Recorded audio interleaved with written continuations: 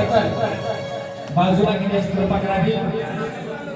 Tractor जाणार आहे तिथून उजव्या साईडला आपल्या गाड्या ज्याच्या आहेत त्यांनी काढून घेण्याची कृपा करावी।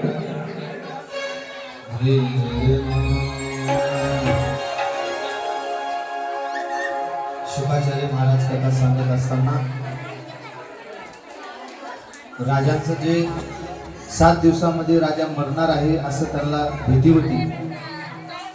शुकाचार्य महाराज विचारतात की राजा, पहिल्या दिवसापासून तू कथा ऐकलीस, त्या कथेतून तुला काय मिळालं सांग। ते म्हणतात की देवा महाराज, आता मला मरणाची भीतीच राहिली नाही। मरण माझे मरून गेले मज गेले सर्वात जास्त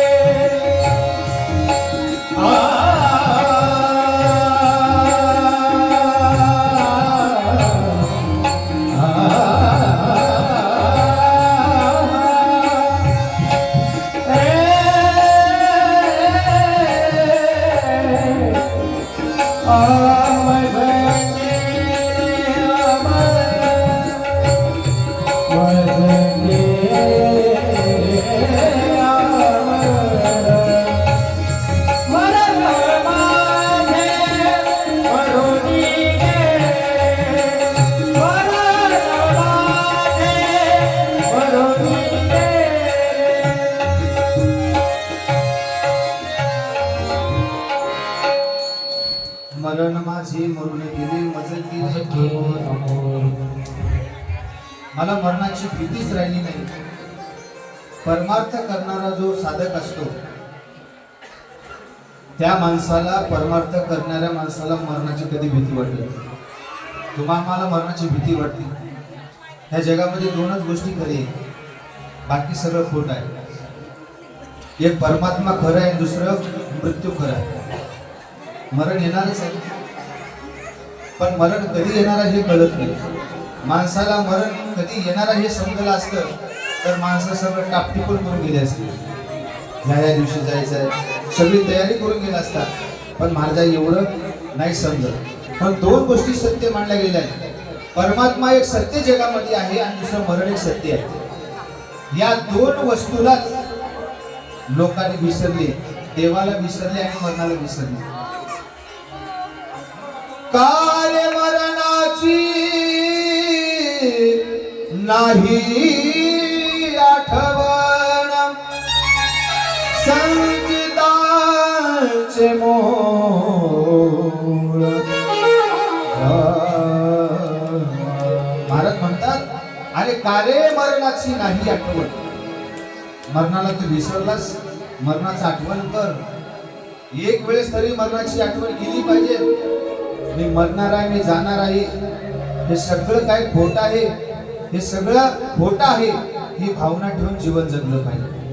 म्हणून देवाला माना महाराज। काही माणसं या काळामध्ये देवाला मानतच नाही। देवाचं अस्तित्व एवढं व्यापक रूपात आहे, पण देवाला न मानणारी माणसं जास्ती झाली। देव आहे ही भावना ठेवा आणि परमात्मा आहे अशी जर तुम्ही भावना ठेवली तर निश्चितपणे आपल्या जीवनामध्ये काय करायचं आहे, हे तुम्हाला दिशा मिळते. अशा प्रकारे ज्यावेळेस राजांची अशी स्थिती अवस्था झाली, मग राजाने प्रश्न विचारतात शुकाचार्य महाराजांना, भगवान यदि चान्यज्ञानी मुकुंदस्य महात्मनः वीर्यानिनंतवीर्यस्य श्रोतमिच्छामहे प्रभु. राजा परीक्षितनं प्रश्न विचारला, महाराज, अनंत शक्ती असणाऱ्या भगवान श्रीकृष्णांच्या ज्या अनेक आपण लीला मला सांगितल्या, ते लीलेचं वर्णन केल्यानंतर माझं अंतःकरण भरून निघालं. मला समाधान वाटलं. असा जो परमात्मा आहे आणि त्या परमात्म्यासाठी मी माझ्या जीवनामध्ये काय देऊ सांगा. देवाला काय द्यायचं असतं? देवाला बाकी काहीच आवडत नाही देवाला. शुकाचार्य महाराज सांगतात की देवाला काय द्यावं. आपण संसारामधली माणसं देवाला काहीतरी देतो. पत्रम पुष्पम फलम तोयम यो मे भक्त्या प्रेषति तदहम भक्त्यो परोत्मश्नांती प्रेतात्मनः. भगवंताला देत असताना जरी आपल्याकडे काही नसेल तर पत्रम पुष्पम फलम तोयम, फळ द्या, फूल द्या, पाणी द्या, पण अंतःकरणपूर्वक द्या. भगवंताला काय दिलं शुकाचार्य महाराज सांगतात, काय द्यावं लागेल देवाला. त्यानं म्हणते, सावाग यदा तसे गुणाने धुणते करोच तत्कर्म करो मनस्य स्वदेत वसनम स्थिर गंग जोशु शृणोती तत्पुण्य कथां सह कर्णः. या कर्णाने भगवंताची कथा ऐकावी हे सर्वात मोठं भाग्य आहे. या डोळ्याने भगवंताचं रूप पाहावं हे सर्वात मोठं आपलं भाग्य आहे. या हाताने भगवंताच्या नावाची टाळी वाजवावी हे सर्वात मोठं पुण्य आहे. ह्या पायाने मंदिराकडे जावं हे सर्वात मोठं पुण्य आहे. आणि जे मन आहे, मन इकडे तिकडे न भटकता मन परमात्म्याच्या ठिकाणी लावणं हे सर्वात मोठं भक्तीची चला हो पंढरी जाहो,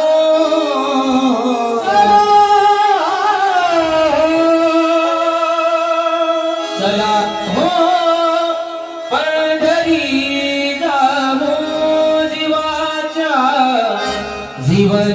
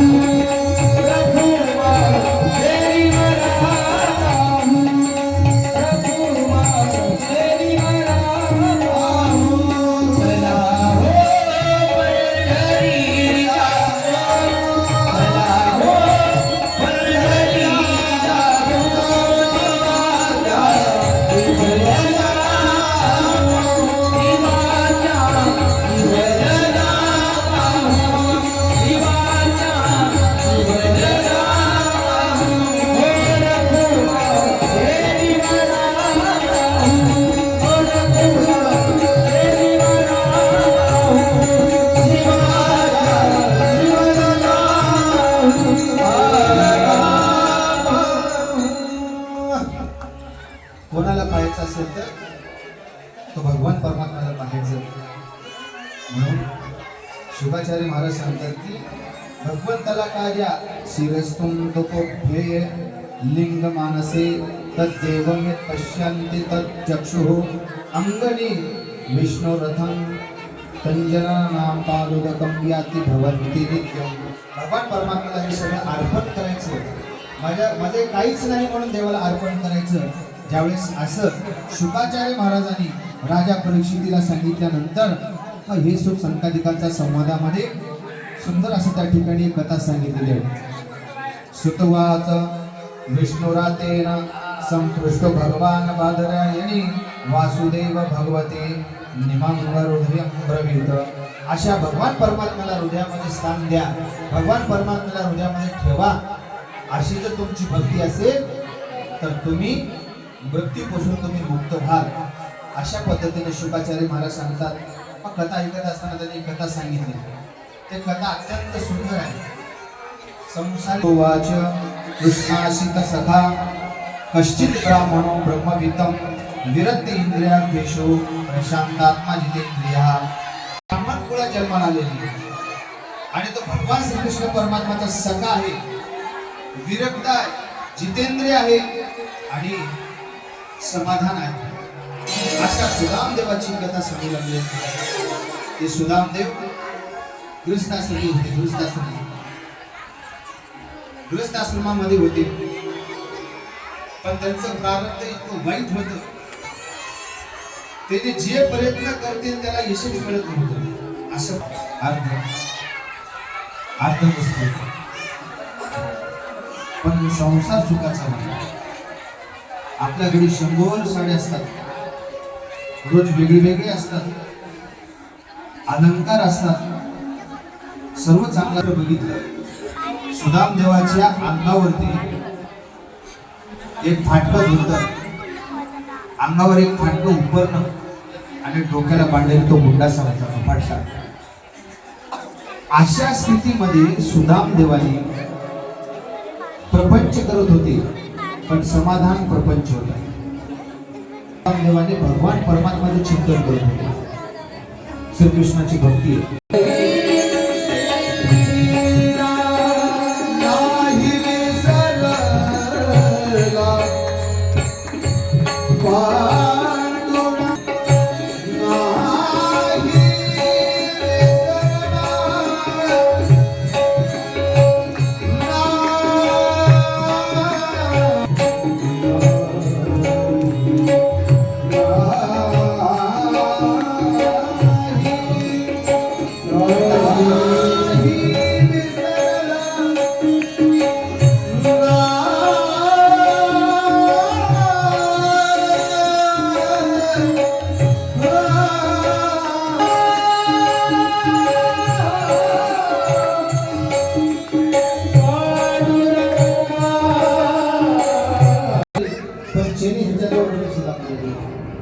सुदामानं काय केलं, जाऊ द्या म्हणजे कृष्ण मी दूर आपल्यापासून.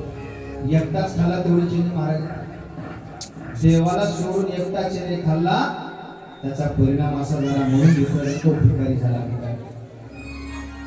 आपल्या सोबतचा माणूस जर सोबत असेल त्याला सोडून काहीच नाही महाराज. काही माणसं वेगळं स्वयंपाक करतात, त्याच्यासाठी वेगळं, त्याच्यासाठी वेगळं, त्याच्यासाठी वेगळं. जो व्यक्ती पंक्तीभेद करतो मोठे होऊन लेकर म्हणतात, आणि जी स्त्री पंक्तीभेद करते, सुदाम देवानी भगवंताला सोडून त्यांनी चेने खाल्ले, भिकार म्हणाले. 5-6 वर्ष गुरुकडे राहिली, परत महाराज घरी आले. जीवनामध्ये दारिद्र्य लागले. संसार करत असताना अंगावर वस्त्र नाही, जायचं. आता प्रत्येक रोज एकाच्याच घरी भिक्षा लोक देत नव्हते. कधी त्या घरी जायचं, कधी ह्या घरी जायचं. प्रसंग असा राजा एके दिवशी प्रत्यक्ष लेकर पाणी घेऊन संध्याकाळी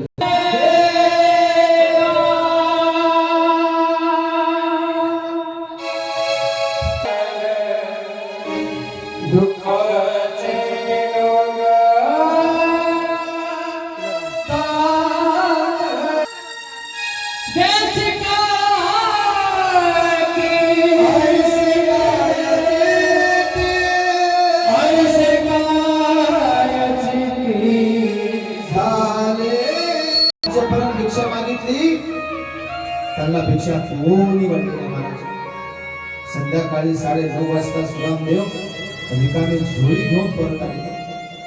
दारामध्ये रडत आशूचे पाणी खाली टिपकत होतं.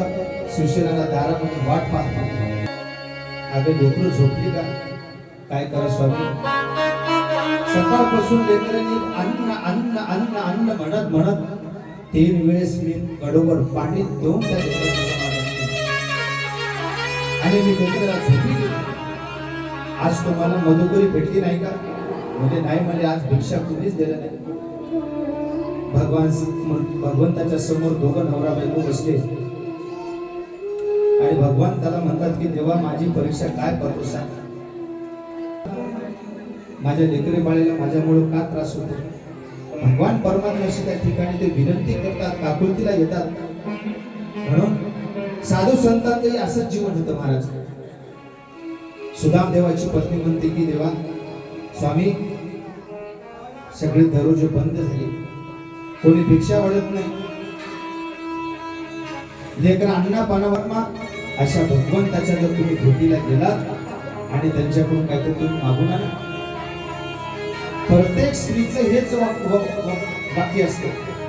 संसारामध्ये जर कमीपणा असेल तर ती म्हणते तुमच्या भावाकडून आणा, तुमच्या बहिणीकडून आणा, तुमच्या पाहुण्याकडून आणा, तुमच्या मामाकडून आणा. अरे आणा, राहिलेलं जे ऋण असेल ते आपण फेडू. पण सुदाम देवाच्या जीवनामध्ये कोणता पाहुणा झाला नाही, सुदाम देवाच्या जीवनामध्ये कोणते शेजारी पाजारी झाले नाही, सुदाम देवाच्या जीवनामध्ये कोणते भाऊबंद झाले नाही. सुदाम देवाची अशी प्रतिकूल अवस्था होती.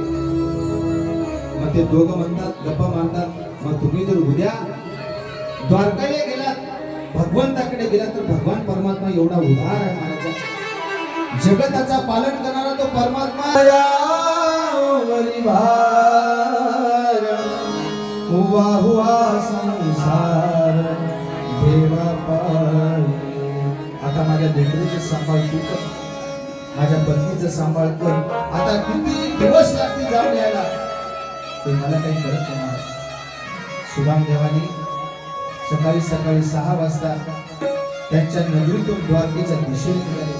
चले श्याम सुंदर से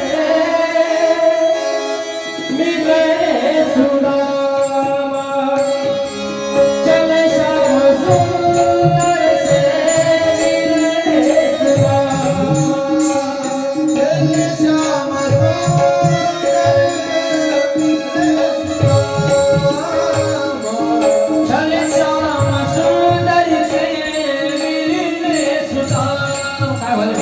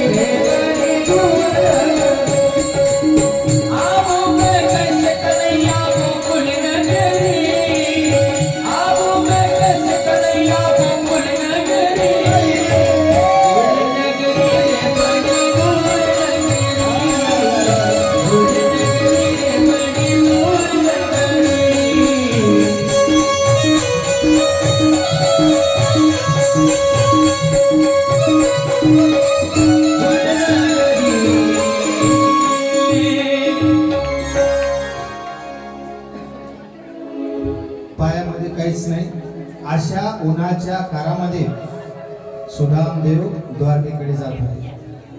द्वारकेला निघाली केली का सुद्धा आणि वेळ आहे ना त्याला फेटा वगैरे घाला, त्याला फाटके कपडे घाला, असं चिंतन करायला लागले.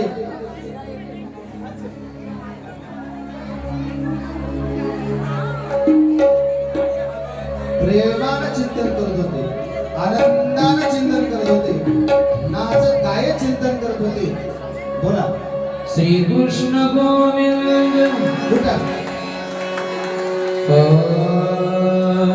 हरे राम हरे कृष्ण हरे राम हरे राम हरे कृष्ण हरे राम हरे कृष्ण हरे राम हरे